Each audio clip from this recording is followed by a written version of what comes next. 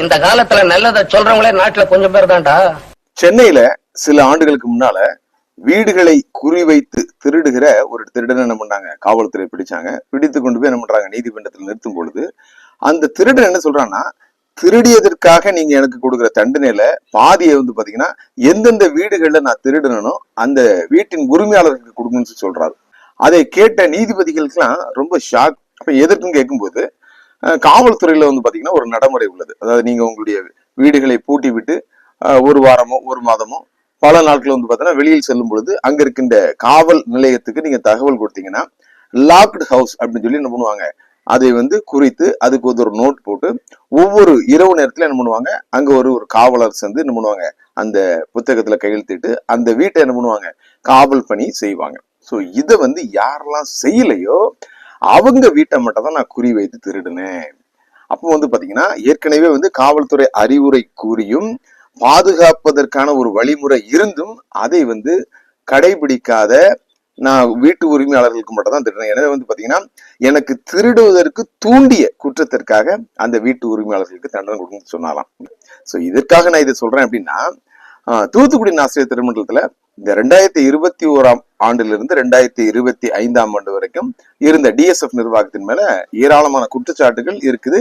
நானே எனது வலைதளத்தின் மூலமா அவங்களுக்கு சொன்னேன்னா, அதற்கு என்ன காரணம், அவர்கள் பாத்தீங்கன்னா முதல் முறையாக பாத்தீங்கன்னா இளைஞர்கள் அந்த ஆட்சி பீடத்துல அமரும் பொழுது அவர்களை நெறிப்படுத்துவதற்கு, அவர்களை தவறு செய்யாமல் தடுப்பதற்கு அங்கு பாத்தீங்கன்னா ஒரு தடுப்பாணை இல்லாமல் இருந்தது.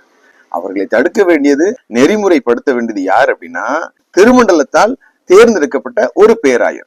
அவர் இல்லாமல் சென்றதற்கு யார் காரணம்? இந்திய தண்டனை சட்டமும் ரொம்ப தெளிவா சொல்லுது, தவறு செய்பவனை விட தவறு செய்வதற்கு தூண்டுறான்ல அவனுக்கு தான் பாத்தீங்கன்னா அதிகமான தண்டனை சொல்லுது. எந்த திருமண்டலங்களிலும் இல்லாத ஒரு வரலாற்று அவமானம் தூத்துக்குடி ஆசிரியர் திருமண்டலத்துக்கு இன்றும் இருக்கிறது. இங்க திருநெல்வேலி திருமண்டலத்திலிருந்து பிரிந்து கிட்டத்தட்ட 22 ஆண்டுகள் கழிந்தாலும் பாத்தீங்கன்னா 2 பேராயர்கள் மட்டுமே இந்த திருமண்டலம் பெற்றிருக்கிறது. அவர்களும் தங்களுடைய பதவி காலத்தை முழுமையாக நிறைவு செய்யாமல் கிட்டத்தட்ட 5 பிரதம பேராயரின் ஆணையாளர்களை இந்த திருமண்டலம் பெற்று மிகப்பெரிய ஒரு அவமானத்தை சந்தித்திருக்கிறது. முதலாவது பாத்தீங்கன்னா ஜெசு சகாயம் அப்படின்னு சொல்லி ஒரு பிரதம பேராயின் ஆணையாளர் வந்தாங்க. அதற்கு பிறகு பாத்தீங்கன்னா கோயம்புத்தூரை சேர்ந்த தீமோத்தயி ரவீந்தர் அப்படின்னு சொல்லி பாத்தீங்கன்னா ஒரு பிரதம பேராயன் ஆணையாளர் இருந்தாங்க. அதற்கு பிறகு கன்னியாகுமரி பேராயத்தை சேர்ந்த ஏஆர் செல்லையா அப்படிங்கிற பேராயர் பாத்தீங்கன்னா பிரதம பேராயரின் ஆணையாளராக வந்தாங்க. அதற்கு பிறகு ஆந்திராவின் ராயலசீமாவை தலைமையிடமாக கொண்ட பேராயத்தின் பேராயர் திரு வரப்பிரசாத் அவர்கள் பாத்தீங்கன்னா இங்க என்ன பண்றாங்க, பிரதம பேராயின் ஆணையாளராக பதவியேற்கிறாங்க. அதற்கு பிறகு தற்பொழுது கன்னியாகுமரி பேராயத்தின் பேராயரான டாக்டர் செல்வமணி கிறிஸ்டோபர் விஜயன் அவர்கள் பாத்தீங்கன்னா தற்பொழுது கமிஷனரியாக இருக்கிறார்கள். உலக வரலாற்றிலே எந்த திருமண்டலங்களிலும் இப்படி ஒரு அவமானம் நடந்திருக்காது.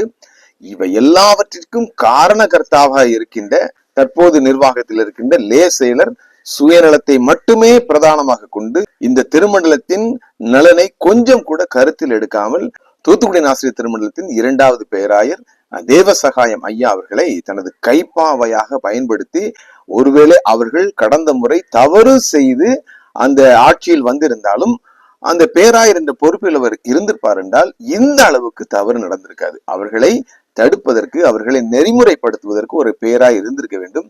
அவரை பாத்தீங்கன்னா தனது கட்டுப்பாட்டுக்குள் வைத்து அவரை பதவி இழக்க செய்ததினால் இத்தனை அவமானங்களை இந்த பேராயம் சந்தித்திருக்கிறது. இவ்வளவும் செய்துவிட்டு கொஞ்சம் கூட குற்ற உணர்ச்சி இல்லாமல், மனசாட்சி இல்லாமல் மீண்டும் ஒரு முறை எங்களுக்கு வாய்ப்பு தாருங்கள், நாங்கள் 4 பேரை நிறுத்துறோம், அதுல ஒருத்தரை நான் அடிமையா எடுத்துட்டு என்ன பண்ணுவேன், மீண்டும் இந்த திருமண்டலத்தில் நான் தான் ஆட்சி செய்வேன், நீங்க பேராயர் என்பவர் ஒருவர் கிடையவே கிடையாது, நாங்கள் தான் அனைத்திற்கும் பெயர் புகழ் உள்ளவர்கள் என்று நிரூபிக்கும் வண்ணமாக தற்பொழுதும் என்ன பண்றாங்க, அவங்க 4 பேர் நிப்பாட்டிருக்காங்க.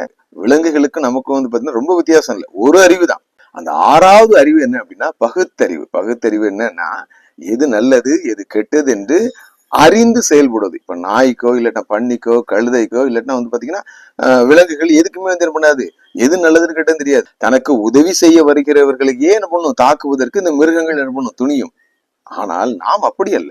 நன்மை தீமை என்ன என்பதை அறிந்து செயல்படுவதற்கு கடவுள் நமக்கு இந்த 6வது அறிவை கொடுத்திருக்கிறார். எனவே மீண்டும் ஒரு முறை ஒரு பெரிய அவமானகரமான செயலுக்கு இந்த தூத்துக்குடி ஆசிரியர் திருமண்டலத்தை தள்ளி விடுவதற்கு நீங்களும், குறிப்பாக திருமண்டல பெருமன்ற மக்கள், அதுபோல ஆயர் பெருமக்கள், ஆசிரியர் பெருமக்கள், நீங்களும் துணை இருக்காதீர்கள். அந்த திருடன் இருக்குன்னு சொன்னது போல பாத்தீங்கன்னா, தவறு செய்வது எவ்வளவு தவறோ அதுபோல அந்த தவறுக்கு தூண்டுதலாக நீங்களும் தவறு செய்ய வர நினைக்கிறவர்களுக்கு மீண்டும் ஆதரவு கொடுப்பதும் தவறு என்பதை மட்டும் மனதில் வைத்து செயல்படுக. திருச்சபையே கிரியை செய்வாய், தூய அன்பில் பெருகிடுவாய், தலைமுறையாய் தலைமுறையாய் தழைத்திட அருள் புரிவார்.